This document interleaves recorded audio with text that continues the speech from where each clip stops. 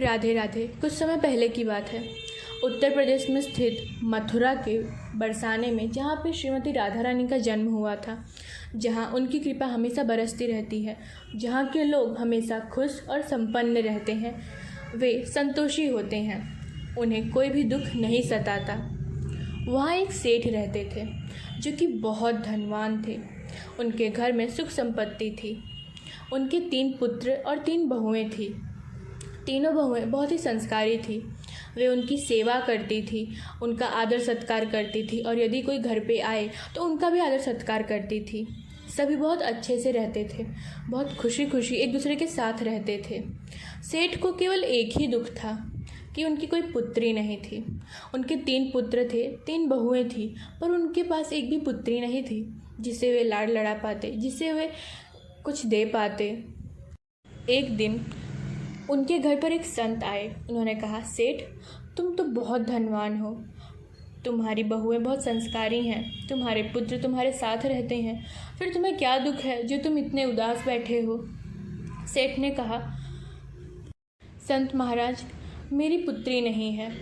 मैं चाहता हूँ कि मेरी भी कोई पुत्री हो जिसे मैं लाड़ लड़ाऊँ, जिसके लिए मैं कपड़े लाऊँ, जिसे मैं घुमाने ले जाऊँ, किंतु मेरे पास पुत्री नहीं है। क्या मैं श्रीमती राधा रानी को अपनी पुत्री मान सकता हूँ? संत हंसने लगे। संत ने उन्हें श्रीमती राधा रानी की एक बहुत ही सुंदर तस्वीर दी, जिसमें श्रीमती राधा रानी बाल्यावस्था में थी। वे बहुत ही सुंदर लग रही थी। कुछ दिनों बाद सेठ के घर एक चूड़ी वाली आई जो सबको चूड़ी पहना रही थी। सेठ रोज रात में वे तस्वीर अपने पास रखते और राधा राधा जपते जपते सो जाते। जब वे चूड़ियारी आई, उसने उनकी तीनों बहुओं को चूड़ियाँ पहनाई। तब वो जाने लगी। तभी एक बच्ची आई जो कि बहुत ही प्यारी थी और बहुत ही सुंदर थी। उसने कहा, ओ मैया, मुझे भी चूड़ी पहनाओ, मुझे भी चूड़ियाँ पहननी है, मैं भी इसी घर में रहती हूँ। चूड़ियारी ने कहा, मैंने तो तुम्हें कभी नहीं देखा, किंतु तुम बहुत ही सुंदर, बहुत ही प्यारी हो। लाओ, मैं तुम्हें चूड़ियाँ पहना देती हूँ। हो सकता है तुम सेठ के घर मेहमान बन के आई हो। वैसे तुम्हारा नाम क्या है?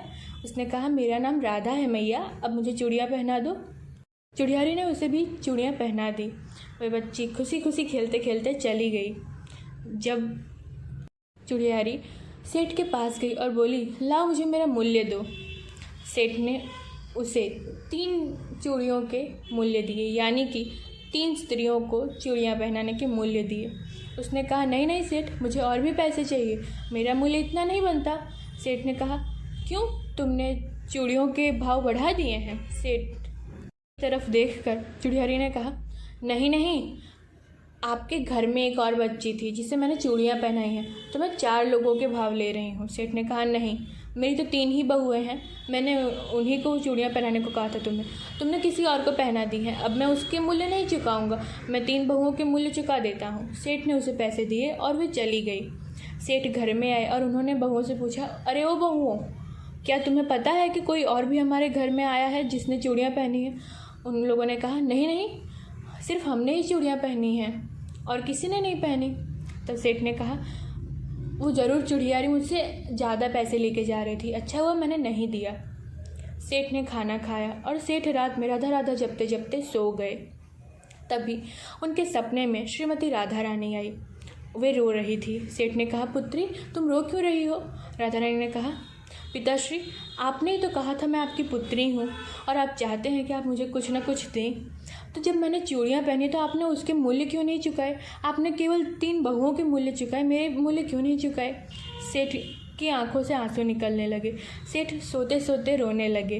वे स्वप्न में भी रो रहे थे। दूसरे दिन सुबह वे चूड़ियारी के पास गए और उनके पैर पकड़ कर बोले, चूड़ियारी, तुम तो बहुत ही भाग्यशाली हो, तुमसे स्वयं श्रीमती राधा रानी ने चूड़ियाँ पहनी हैं। मैं एक पुत्री चाहता था तो मैंने राधा रानी को अपनी पुत्री के रूप में स्वीकार किया और कल उन्होंने तुमसे चूड़ियाँ पहनी। मांगो, तुमने मेरी पुत्री से चूड़ियाँ पहनाई हैं, उसे तुमने चूड़ियाँ पहनाई हैं, तुम मुझसे मूल्य मांगो, तुम जो मांगो वो मैं दे सकता हूँ। चूड़ियारी खुश हो गई और रोने लगी। उसने कहा, प्रभु, इसके मूल्य क्या लेंगे हम? मैंने तो श्रीमती राधा रानी को चूड़ियाँ पहनाई हैं, इससे बड़ा मूल्य मुझे और क्या ही मिल सकता है।